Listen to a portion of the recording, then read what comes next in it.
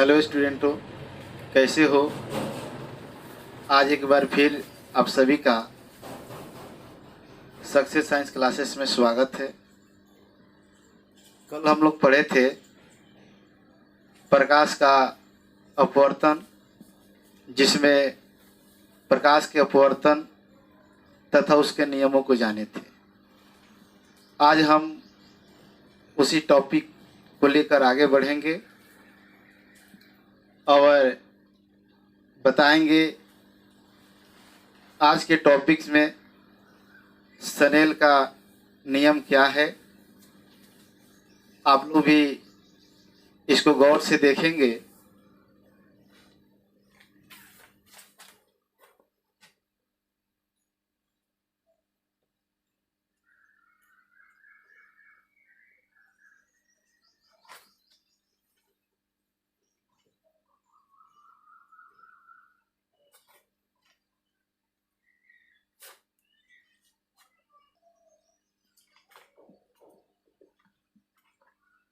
तो आज हम लोग देखेंगे स्नेल का नियम। स्नेल एक वैज्ञानिक का नाम है और उन्होंने 1621 में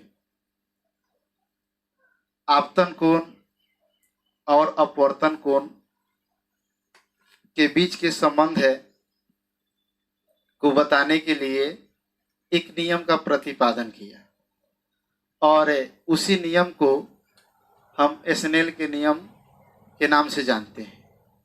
अब स्नेल का नियम जो है प्रकाश के अपवर्तन का दूसरा ही नियम है, जिसे हम लोग पिछले क्लास में पढ़े थे। एक बार और यहाँ पर हम समझेंगे। देखिए,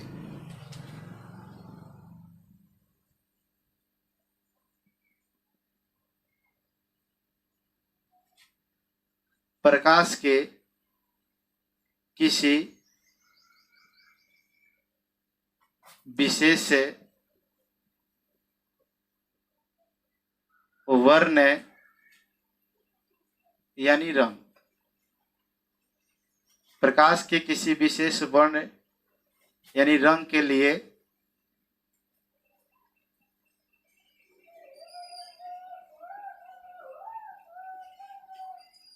आपतन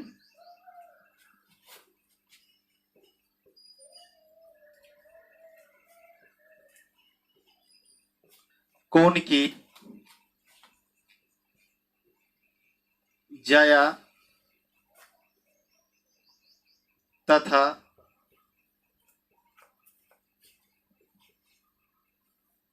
अपवर्तन कोण की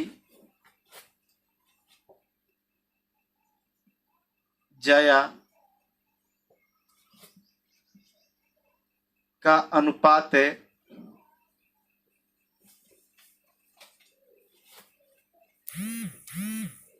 दो माध्यमों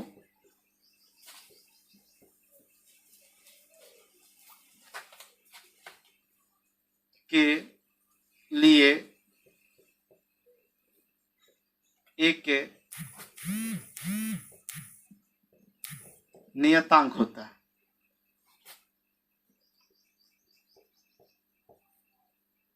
होता है। इस नियम को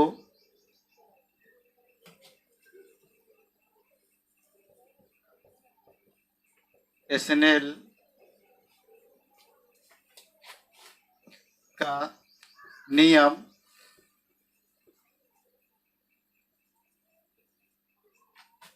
कहा जाता है। एक बार और समझिए, प्रकाश के किसी विशेष वर्ण के लिए आपतन कोण की ज्या तथा अपवर्तन कोण की ज्या का अनुपात दो माध्यमों के लिए एक नियतांक होता है। इसे हम स्नेल के नियम के नाम से जानते हैं, अर्थात इसको चित्रानुसार समझेंगे। जैसे मैंने कल चित्र बनाया था वही चित्र को फिर बनाते हैं। यहाँ पर हम अभिलंब ले लेते हैं और यहाँ यह हवा को संकेतित करते हैं।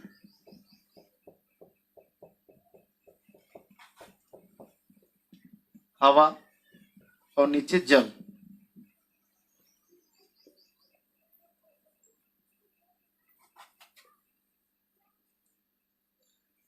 तो हवा और जल की अपेक्षा में देखते हैं तो हवा हो जाएगा विरल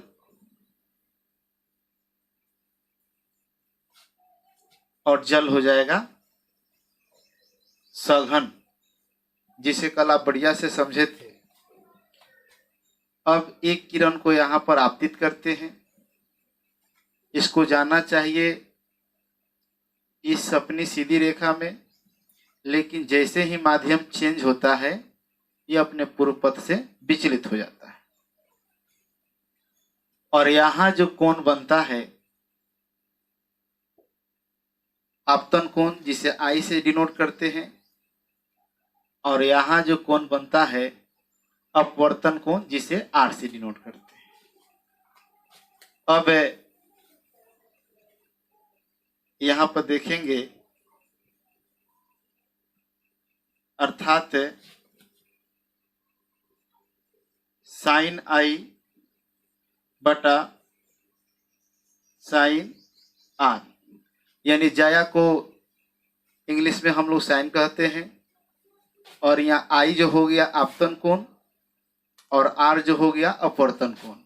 और नियम कहता है कि एक नियतांक होता है तो हम बराबर लिख देंगे एक नियतांक। यही स्नेल का नियम है, आप लोग इसे नोट कर लेंगे। चल नोट कीजिए।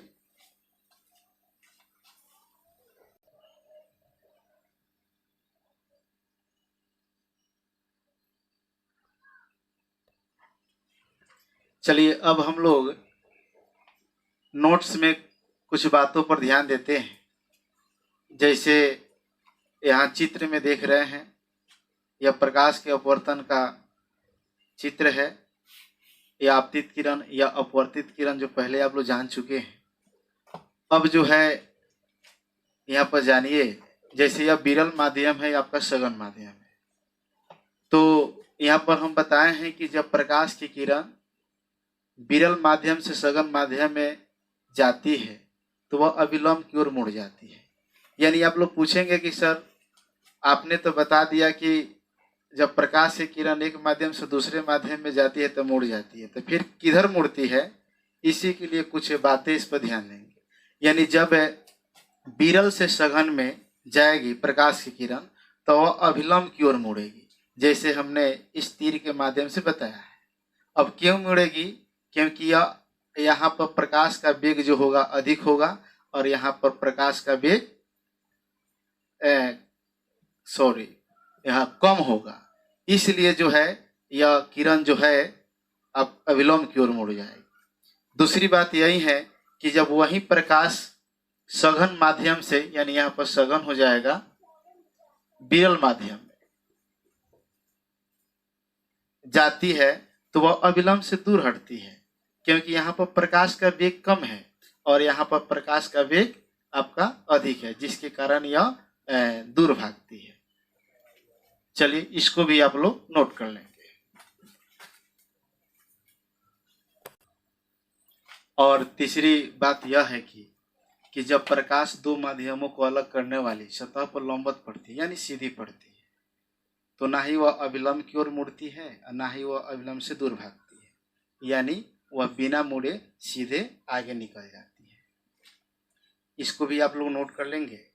और आज का क्लास यहीं तक, फिर कल लेकर आएंगे इसका अगला वीडियो, अगले टॉपिक को पढ़ाएंगे। और अंत में यह सभी विद्यार्थियों से रिक्वेस्ट करना चाहता हूं कि आप अधिक से अधिक अपने मित्रों को बताइए, शेयर कीजिए और मेरे चैनल को सब्सक्राइब कर दीजिए ताकि आकर मैं लाइव क्लास दे पाऊँ। धन्यवाद।